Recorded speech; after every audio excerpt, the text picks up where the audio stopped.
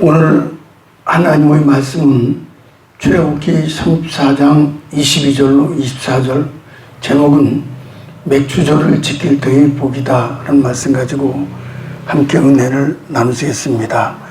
프랑스의 한 노인이 전 세계를 강타한 팬데믹 코로나 전염병에 걸려서 쓰러졌습니다. 90세가 넘은 노령인 탓에 산소호흡기를 달고 오랜 기간 치료를 받았으나 다행스럽게도 후유증 없이 완치가 됐습니다. 퇴원석을 밟고 병원비 청구서를 받은 노인은 의사 앞에서 갑자기 눈물을 흘렸습니다. 입원해 있는 며칠간 산소 치료만 받았을 뿐인데 생각보다 많은 치료비가 청구서에 적혀 있었기 때문입니다. 의사는 노인을 위로하며 비용이 너무 많다는 건 압니다마는 무사히 퇴원하신 것으로 기쁘게 여기셔야 합니다. 그래서 노인은 돈 때문이 아니라면서 눈물을 흘리는 이유를 이렇게 말씀했습니다. 내가 우는 이유는 단 며칠간 산소를 마신 금액이 이렇게 비싼 금액이라는 사실입니다. 나는 90년 동안 매일 산소를 마시면서 한 번도 하나님께 돈을 지불한 적이나 혹은 감사한 적이 없었습니다. 우리가 이 땅에 살아가면서 누리는 모든 것들은 하나님의 은혜가 아닌 것이 없습니다. 그 어떤 것이라도 매일 당연하게 누리는 줄 알았지만 사실은 하나님의 은혜임을 알고 감사로 삶을 채워야 할 것입니다. 구약 성서에 보게 되면은 감사라는 말은 동사 아다와 명사 토대가 있는데 이것은 마음의 샘 줄기라는 뜻을 가지고 있습니다. 신약 성서에서는 유카리스테오스, 그리고 이거는 감사한 마음을 가지다, 감사드리다와 카리스라는 말이 있는데 이 말은 생각하는 뜻입니다. 생각한다. 그러므로 감사라는 것은 깊이 생각하는 것이 감사라는 거예요. 인생사 모든 일에 깊이 생각해 보면은 내 영혼 깊은 곳 심령에서 감사의 샘물이 퐁퐁퐁 솟구쳐 올라온다, 그런 뜻이라는 거예요. 오늘은 맥주절을 맞이해서 맥주 감사 절기로 예배를 드립니다. 맥주절의 기원은 본문 23장 34장에 나와 있는데 모세를 통해 주신 십계명과 율법 중에서 절기된 말씀이죠. 특별히 그 절기 3개 절기 중에서는 이 절기는 잠담문과 중심절기는 하나님의 시간표가 들어있어요. 하나님의 계획. 그럼 우리는 하나님께서 지키라고 명령하신 절기를 잘 지킴으로써 하나님의 계획과 하나님의 시간표를, 물론 우리의 시간표도 할 수 있죠. 맥주절은 77절, 오순절로 불려지기도 합니다. 이 절기를 잘 지키면은 세 가지 축복을 언약으로 말씀해 주셨습니다. 첫째는 우리 앞에 적들을 물리쳐 주시는 복입니다. 24절 상반절에 가볼까요? 내가 이방 나라들을 내 앞에서 쫓아내고, 여기서 열방이라는 것은 무엇을 말합니까? 이스라엘 백성이 가나안 땅에 들어가기 전에 이미 그 땅에 정착하고 살고 있던 원주민을 말합니다. 그것은 모두 7 족속, 헷 족속, 기르가스 족속, 아모리 족속, 가나안 족속, 브루스 족속, 히위 족속, 여부스 족속이 살고 있었습니다. 지도에 보면은 8 족속이에요. 여기 보면은 아모리족은 2 군데를 차지하고 있어요. 그래서 7 족속입니다. 그러나 하나님께서 그 땅을 허락하셨으므로 전쟁에 이기고 또 이겨서 결국 가나안 땅을 점령할 것이다. 7 족속을 이룰 것이다 라는 것이 오늘 하나님 말씀입니다. 그 땅은 황무지 같은 땅, 아무것도 없는 땅, 임자 없는 땅이 아니었습니다. 이미 정착한 사람들이 있었어요.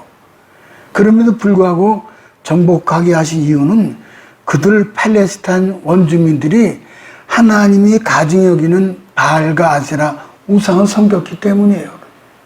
우상숭배가 이런 무서운 거예요. 우상숭배. 네 바알과 아세라상을 섬겼죠. 그래서 하나님이 아브라함을 갈대아 우르에서 불러주셔서 유일신사상을 만드신 거예요. 더구나 그 땅의 본래 주인은 원주민이 아니라 하나님이세요. 하나님 그 땅을 만드신 창조주이십니다. 따라서 하나님께서 원하시면은 자신의 택한 백성 곧 유일신을 믿는 이스라엘에게 얼마든지 줄 수 있는 거예요. 또한 네 앞에서 쫓아내고라 그랬죠. 네 앞에서 쫓아낸다.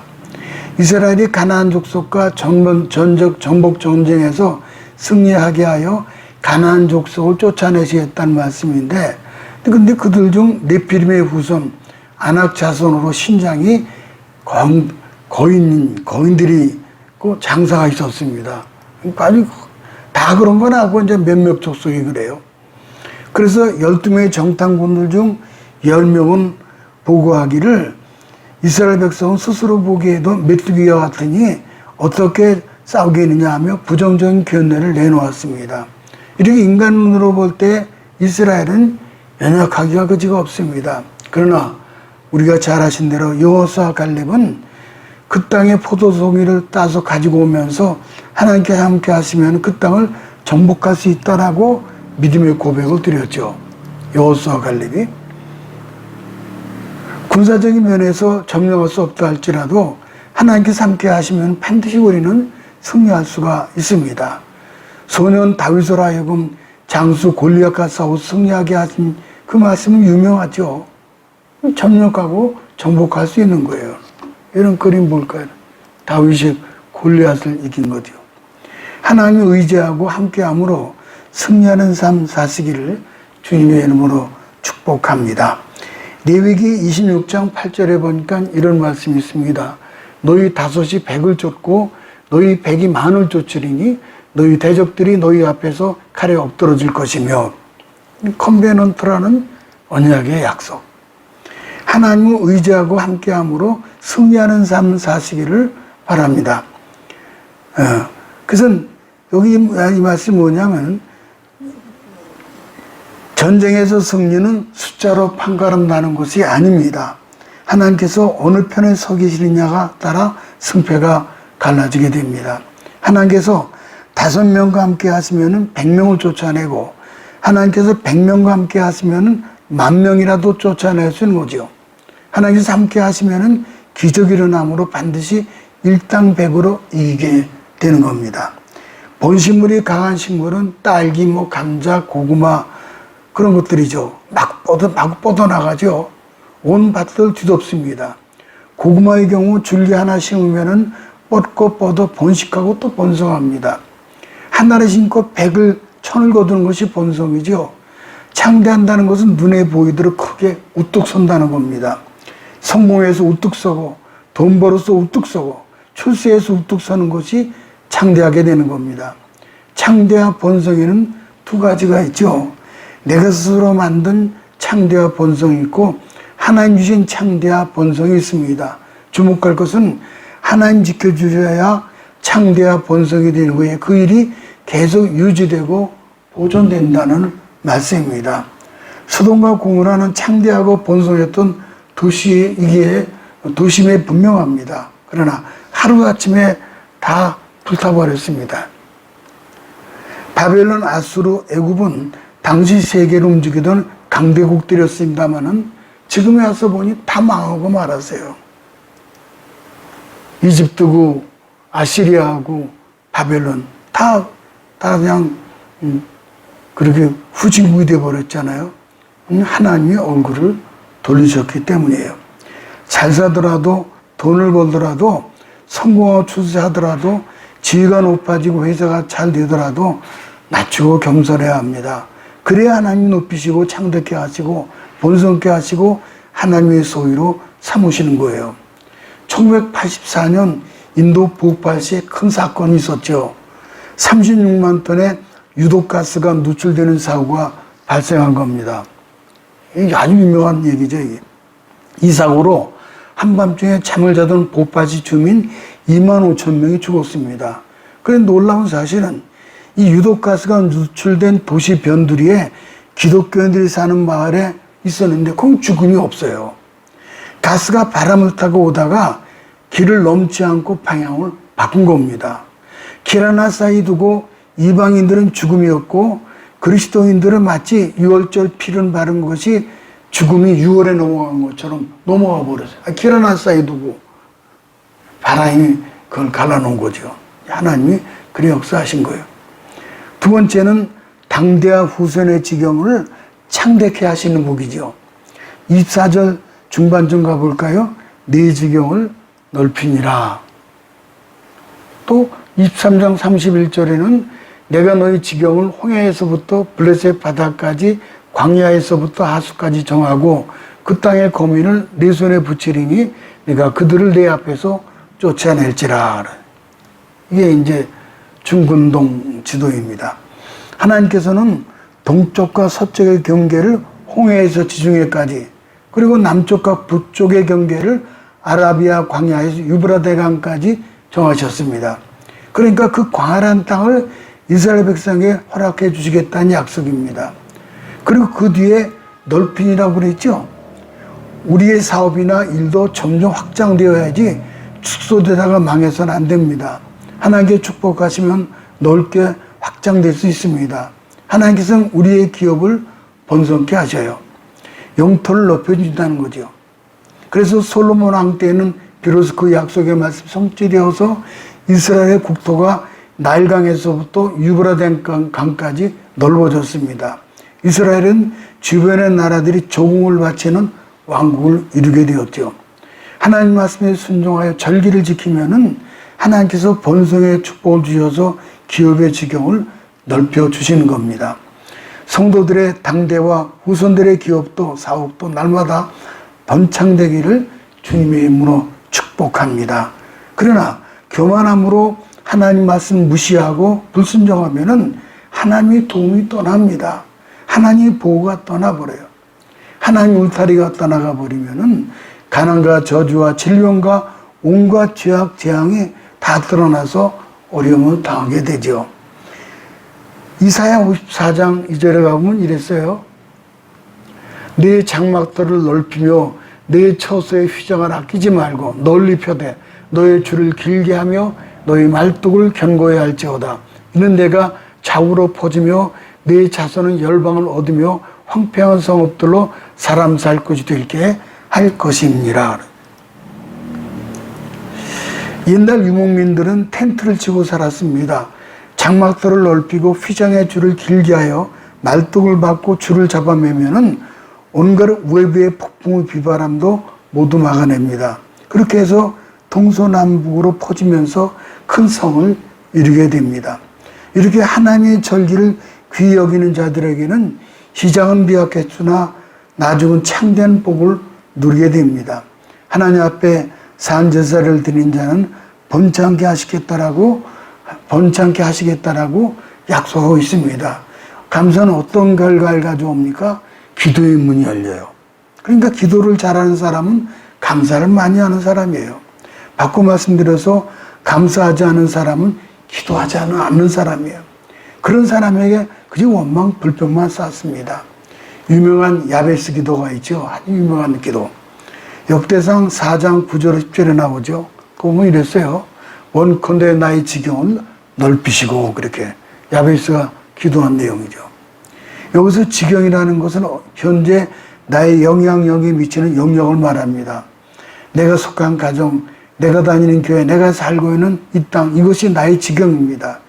이 지경에 복을 누리고 나누는 것이 어찌 보면 벅찬 일입니다. 그러나 야베스는 나의 지경을 넓혀달라고 기도하고 있습니다. 이것이 기도의 비전이에요. 예수님께서 제자들에게 마지막으로 당부하신 말씀 보면은 너희는 가서 모든 민족으로 제자를 삼아 아버지 아들과 성령의 이름으로 침례를 베풀고 내가 너에게 말한 모든 것들을 가르쳐 지키게 하라. 지역을 넓히라는 그런 명령입니다. 지역을 넓히는 비전을 가지라는 말이죠. 사도행전 1장 8절에 우리가 잘 아시는 말씀, 오직 성령이 너에게 임하시면 너희가 권능을 받고 예루살렘과 온 유대와 사마리아 땅까지 이르러 내 증이 되리라 하시니라.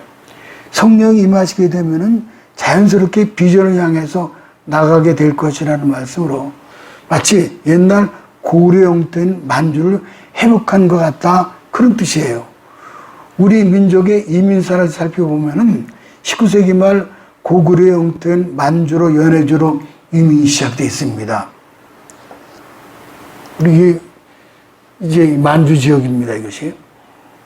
그리고 현재는 세계적으로 158개국에 700만 명이 넘는 한인들이 살고 있습니다.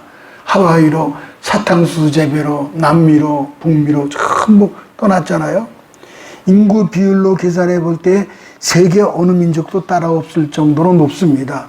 지난 5,000년 동안 좁은 한반도에 갇혀 살던 우리 민족이 불과 130년 만에 획기적으로 지역을 넓혀간 대사건이라 할 수 있습니다. 그래서는 저 만주는 분명히 우리의 땅입니다. 그 이유가 무엇입니까? 우리 민족의 복음을 받아들였기 때문이고, 또 이민 역사는 기독교 선교의 역사와 맥을 같이 하고 있습니다. 하나님께서 우리 민족에게 복을 주셨고, 복음을 전파하기 위해서 우리 민족이 꾸준히 창대한 역사로 넓혀갔습니다. 우리 대한민국 마지막 때 창대케 하셔서 개인, 가정, 후손들이 복음을 전파하는 축복의 통로가 될 것입니다. 마지막 세 번째, 아무도 우리 땅을 탐내지 못하는 복이지요. 24절 하반절을 가볼까요? 내가 매년 3번씩 여호와 네 하나님을 뵈려고 올 때 아무도 내 땅을 탐내지 못하리라. 내가 매년 3번씩 여호와 너희 하나님께 보이려 올 때 그랬어요. 이스라엘의 성인 남자들은 어느 곳에 살든지 1년에 3번 절기 때에는 집을 비우고 예루살렘 성전으로 예배를 드리러 올라갔습니다. 그들이 집을 비운 사이 도적이 들거나 적군이 쳐들어와서 재산을 다 빼앗갈 수도 있어요. 그런데 하나님께서 그들의 예배를 위해 집을 비운 동안에는 그 위험을 막아주겠다, 그렇게 말씀하신 거예요. 위험에서 막아주겠다. 우리가 하나님 앞에 감사하면 감사할 조건을 더 풍성하게 채워주십니다. 하나님은 손해보지 않습니다. 어린 자녀가 월급봉투를 가지고 부모님께 드리면 부모가 자녀에게 손해보게 합니까? 그렇지 않죠. 육신의 부모도 그렇거든 하물며 하나님은 어떠하시겠어요? 보상하시고 넘치도록 채우시는 그런 분이에요. 또한 아무 사람도 네 땅을 탐내어 엿보지 못하리라 했습니다. 하나님께서는 국가적인 위험과 군사적인 위험에서도 그들을 보호하세요. 가정과 재산상의 위험에서도 보호하십니다. 그리고 개인적인 위험에서도 보호하세요. 질병과 사과, 거기서부터. 오고 가는 길에 강도 만나지 않도록, 병들지 않도록 지켜주시고 보호해 주시죠. 신앙생활 올바로 잘하면은 하나님께서 축복하시고 보호해 주셔요. 예배 드릴 때, 예배 드리고 충성할 때 충성하고, 헌신할 때 헌신하는 것이 얼마나 중요한지 모릅니다. 중심으로 하나님 사랑하고 하나님 앞에 충성, 봉사, 헌신하면은 하나님 우리를 지켜주셔요. 재산을 지켜주시고 건강 지켜주시고 특별히 가정을 지켜주시는 것입니다. 시편 37편 34절 가볼까요? 여호와를 바라고 그 도를 지키라. 그리하면 너를 들어 땅을 차지하게 하실 것이라. 악인이 끊어질 때에 네가 묵도하리로다. 도를 지키라 그랬죠. 그 길을. 이 말은 원어로 하나님 말씀을 따라 살아간다는 뜻입니다. 도는 삶의 방식을 뜻하는데 의인은 마땅히 삶의 기준을 공의로우신 하나님 말씀에 두고 살아가는 거죠. 그러할 때 하나님의 영원한 보호가 있어요. 의인의 시민권은 세상에 아니라 하나님 나라에 있습니다.